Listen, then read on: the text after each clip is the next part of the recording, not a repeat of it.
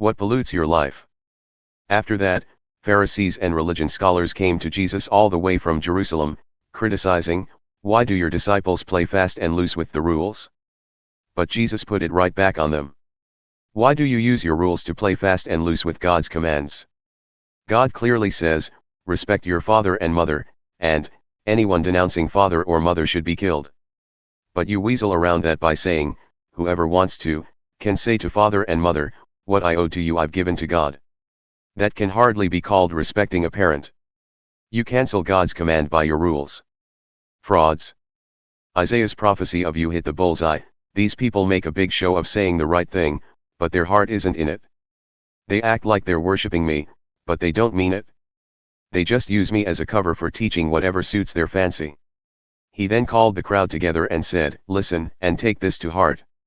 It's not what you swallow that pollutes your life, but what you vomit up. Later his disciples came and told him, did you know how upset the Pharisees were when they heard what you said? Jesus shrugged it off. Every tree that wasn't planted by my Father in heaven will be pulled up by its roots. Forget them. They are blind men leading blind men. When a blind man leads a blind man, they both end up in the ditch. Peter said, I don't get it. Put it in plain language. Jesus replied, you, too. Are you being willfully stupid?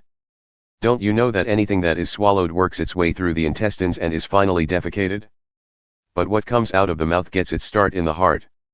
It's from the heart that we vomit up evil arguments, murders, adulteries, fornications, thefts, lies, and cussing.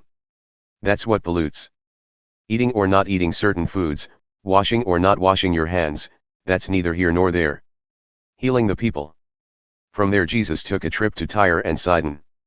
They had hardly arrived when a Canaanite woman came down from the hills and pleaded, Mercy, Master, Son of David. My daughter is cruelly afflicted by an evil spirit. Jesus ignored her.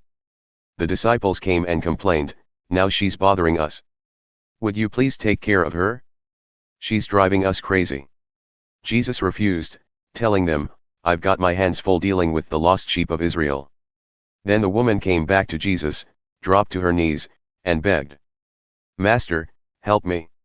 He said, it's not right to take bread out of children's mouths and throw it to dogs. She was quick, you're right, Master, but beggar dogs do get scraps from the Master's table. Jesus gave in. Oh, woman, your faith is something else. What you want is what you get. Right then her daughter became well. After Jesus returned, he walked along Lake Galilee and then climbed a mountain and took his place, ready to receive visitors. They came, tons of them, bringing along the paraplegic, the blind, the maimed, the mute, all sorts of people in need, and more or less threw them down at Jesus' feet to see what he would do with them. He healed them. When the people saw the mute speaking, the maimed healthy, the paraplegics walking around, the blind looking around, they were astonished and let everyone know that God was blazingly alive among them. But Jesus wasn't finished with them. He called his disciples and said, I heard for these people. For 3 days now they've been with me, and now they have nothing to eat. I can't send them away without a meal, they'd probably collapse on the road. His disciples said, but where in this deserted place are you going to dig up enough food for a meal? Jesus asked, how much bread do you have? 7 loaves, they said, plus a few fish. At that, Jesus directed the people to sit down. He took the 7 loaves and the fish. After giving thanks, he divided it up and gave it to the people. Everyone ate. They had all they wanted. It took 7 large baskets to collect the leftovers.